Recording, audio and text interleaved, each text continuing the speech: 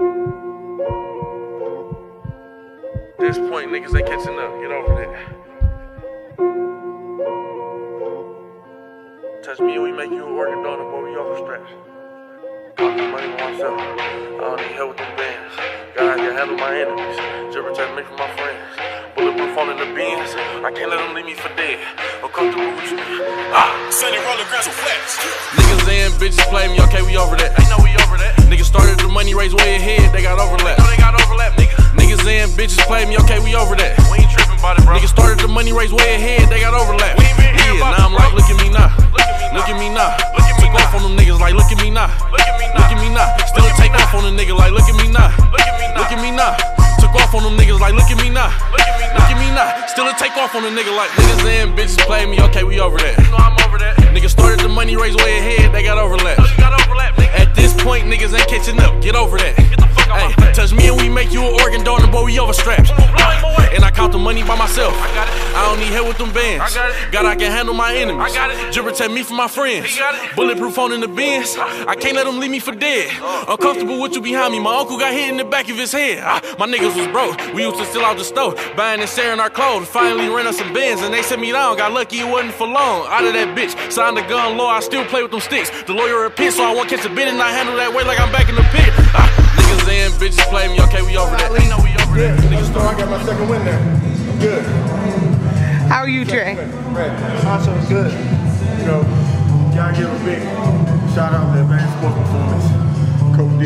Yes. Right there. Yes. The man behind the muscle. Yes. How long does he work y'all for? Kelly said we done. Pretty much how you want, yo.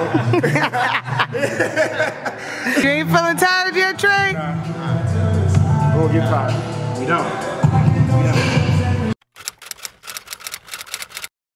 All right, say your name. Trayvon Williams, aka Trey Honcho. You know what I'm saying? How y'all doing out there?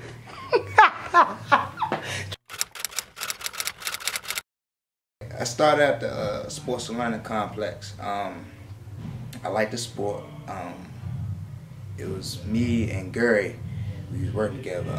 Gary was a fighter, MMA fighter, doing wrestling, something like that.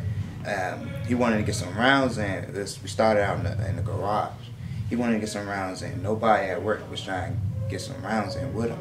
So I stepped up. He asked me. I stepped up to the plate and I sparred him. Now I ain't never boxed. I just hit bags, but I ain't never knew no technique enough. I just sparred him. So we was in the garage. We sparred. And ever since we sparred afterwards, I liked it. Everybody said I got potential. I believe I could do it, so I tried it out. How far you want to take boxing? What's your goal? I want to be a pro, of course, and I would like to invest.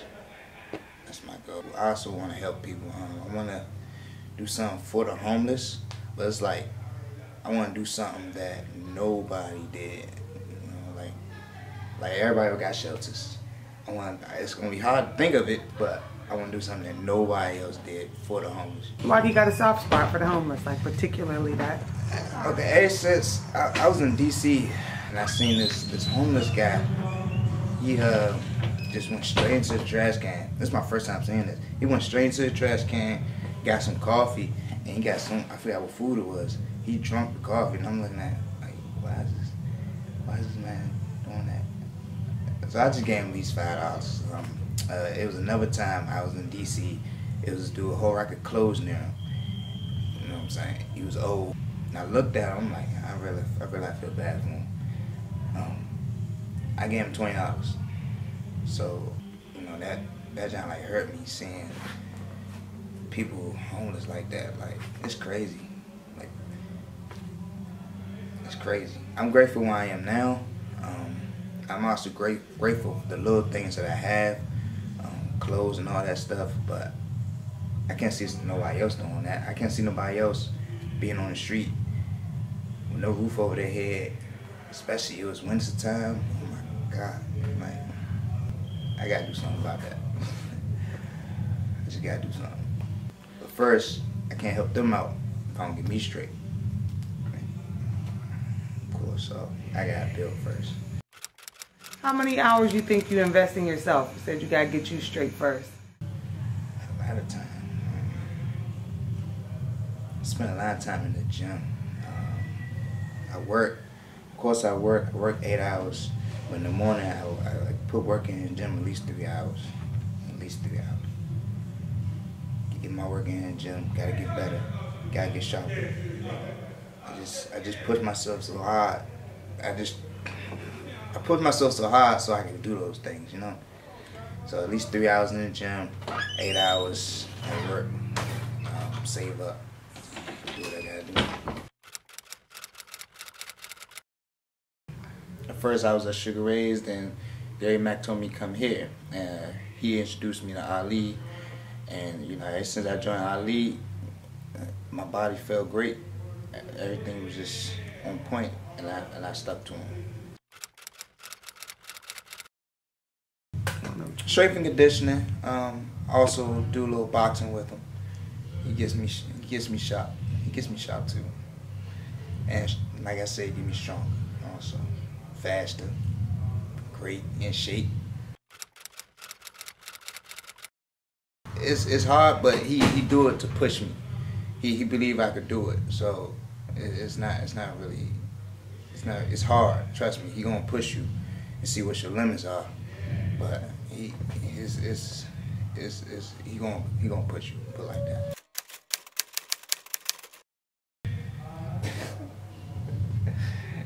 I bet working out together, Coach D. That's me. We actually pushing each other. Like, he may be a grown man, but he be beating me in the sprints, and it pushes me. I'm like, oh no, I can't have my strength and conditioning coach being me. I'm not going out like that. How would you describe Ali just as a person, not as a trainer? He's a funny and great person. He's a funny and great person. He's a friend. He's a great friend. Okay, what's your name? Shadid Ali. How long have you been training? 3 years now. How did you get into training? Well, I've always been that guy that's been into the gym, like from teenage years. I've always been that guy in the gym, working with people training me, and so it's just been a passion of mine. And then I got into construction, was in the in the workforce, the 9 to 5. Not really into having somebody tell me what to do, you know, unless I'm paying you. I want to pay you to tell me what to do, rather you pay me and tell me what to do, if that makes sense. So, like I said, I've always been that guy in the gym, and I just love working out and love helping people get better. How was that when you decided, like, I'm not going to do 9 to 5, I'm just going to go do my own thing? It's funny because I was already kind of in transition. I was in the workforce for 10 years, all right? And I was actually in the transition, and then they kind of pushed me out. So I was kind of like, they pushed me off the ledge instead of me strapping up my parachute and making sure I have a safety net and all that. They was like, you know what, just go, get out of here. And I just flew. So it's scary. It's scary. All right, it's really scary, especially when you're trying to take care of yourself, take care of a family. It's really scary, but you just gotta do it. How many hours you feel like you work a week? Easily 80. Easy 80. 80 hours a week? Yeah. From first clients at 7, from training people to training myself to volunteering to anything to do with working out, from studying to everything, about 80 hours. Do you ever take Ali time? Yeah. Believe it or not, throughout those 80 hours, people think they hear that 80 hours a lot. You can still get time for yourself. How much time do you want for yourself? How much time do you need for yourself? Are you a person that needs 4 hours for yourself a day? Then, you know, maybe that's not the field for you. If you can sit there and have your alone time for an hour out of the day, people in jail get an hour. You know, some of them are 23 hour lockdown, they get 1 hour a day to go do everything. And then they back in the cell. You know, it's probably a harsh comparison, but it is what it is. You know, if you can be out here in society and take 1 hour for yourself, I think you'd be good for the day. Not counting your sleep time. You need to get rest. All right, you need to get some rest. But just some awoke me time. I'm good. I love seeing when you bring your little family in on the weekends. Yeah. What do you think it means to your family when you get to bring them to like where you work? They like it. Again, back in the workforce, I had to get up, go work for somebody else. Couldn't take my son to school. A lot of times couldn't pick him up from school because you got to work overtime. You know, tell them like, no, I ain't gonna work overtime. They find somebody else to work overtime, then you don't have a job. You know what I mean? So, working for myself, like, all right, I gotta take him to school. My day can start after I drop him off. I can take that break, go pick him up, and then come back to work. So, I get to do that. You know what I mean? I get to. Went to a bunch of his plays. You know, when I started training. The past 3 years, I was able to go see him on stage in some plays. So when I was at work, I had to take off. I asked the boss, can I go see my son in a play? That don't even sound right. You know what I mean? So. When people hear you're a trainer, sometimes they have like an idea of what you do. What do you do versus what people think you do? What people think we do is do 10 push-ups, do 10 squats, do 10 sit-ups, do 10 pull-ups, eat this, and you'll be good. That's what they think we do. No, it's constant contact with people. It's research on people's bodies, on injuries, on diets, on mobility, on hormones, on climate, on travel. From sitting down, if a person's going on a trip for 12 hours on Tuesday and they want to get a workout Monday, I'm not going to have you do 100 squats, 200 squats. You're going to be sitting on the plane for 12 hours in that position, not moving. I don't want you to be like that. So it's a lot.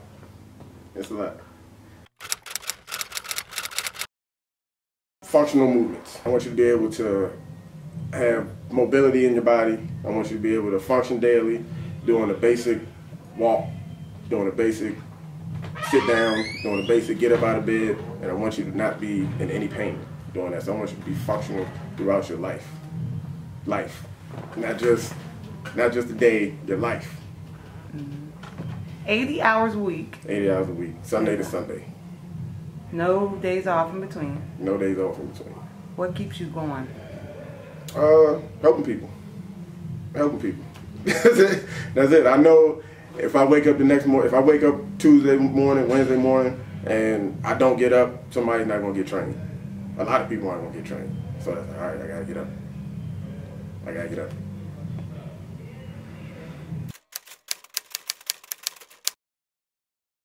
I know he's going to give me 100%. I know Coach going to give me 100%. I know he's going to be there. I know he's going to, if I'm there, he's going to be there. So that's all I want. That's it. Just match me. The same. My dad always gave me 100%, so I know I gotta give 110%. That's all. Just give 110%. That's it. Whatever you do. Is there anything else you want to say? It's not just one person. All right, it's a lot of, if you go, whatever you want to do, if you want to be a trainer, if you want to be a cook, if you want to be, whatever you want to be, it's not just you, make sure you listen, make sure you take advice, take criticism. Somebody that's giving you advice, somebody that's giving you criticism, 9 times out of 10, they're trying to help you. They're not trying to hurt you. Because they wouldn't take time out of their day to spend that energy on you. For what? If I don't care about you, why am I going to give you any of my time, any of my energy? So if somebody's giving you some advice or criticism, take it as a lesson and listen. And use your brain, your body as a shifter. Say, oh, they gave me some advice, they gave me some criticism, might be good, might be some bad. Shift out the bad and keep the diamonds that they're giving you. Keep the jewels. That's about it. Yeah. Yeah, most definitely. Thank you, Trey. You're really about to hear me cry. Yeah. Most, you know what I'm saying? Glad. All right, y'all.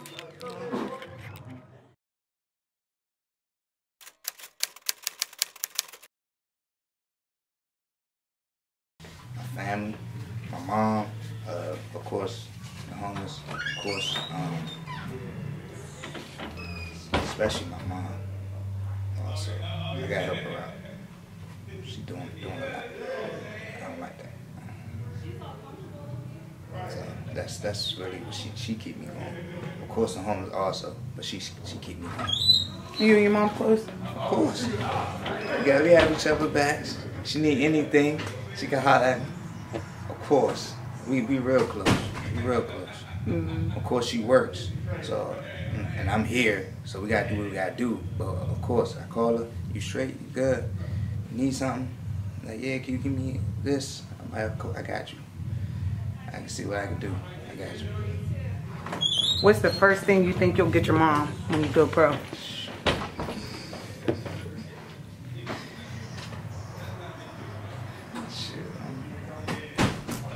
Good. She want a good, decent house. A good, decent house. Not a big house. A good, decent house.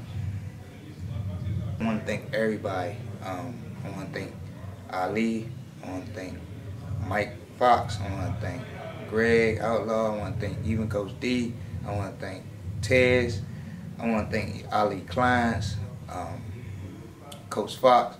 I want to thank everybody, Gary Mack. I want to thank everybody that helped me get better, that's been there.